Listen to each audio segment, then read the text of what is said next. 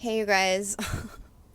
I literally got a text from you guys. It's such a funny world, but I was not wanting to really talk today just because I feel like sensitive. I just got my lady time and whatever. So let's chat.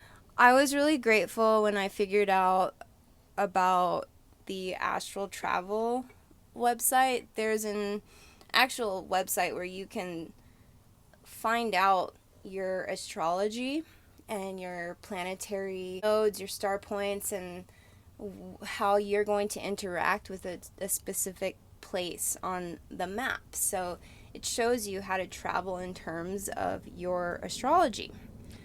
And I have been using this tool for a while. I realized that I was actually born on my Chiron line, and I also kind of, went to all my schools, my college, and also my spiritual adulthood was along that Chiron line. And for those of you who know, that's the wounded healer.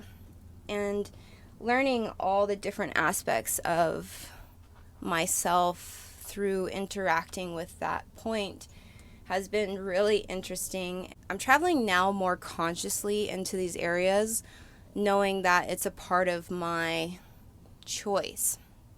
Like, I don't have to dwell. I can go in and do my soul work and then I can leave. But that's kind of what I was being called to do. I was like staying in California for so long, which is along my Mercury, and has a lot to do with just communication.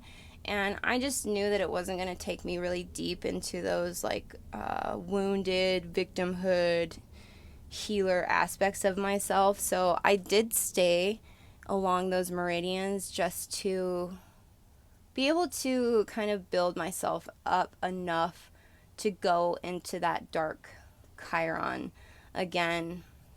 And I met somebody recently that his Pluto is along Sedona. So basically, this area is like very transformative anyway. So add that along with your astrology, it can really show you a lot. We've really upped our game in our technology. I was so thrilled to see you guys working with your rays, your flames, your just holy light. Like it really did get so powerful there in those intense moments where we really did have to face that scariness, that beast.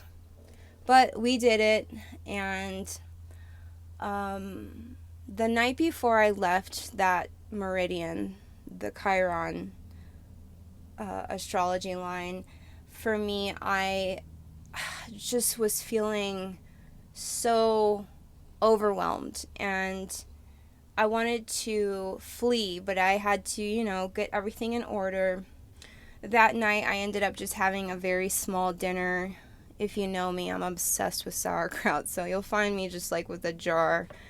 And the next morning, the body, that's not very much in terms of digestion. So the next morning when I woke up very like kind of ill, I really had nothing to like, you know, regurgitate.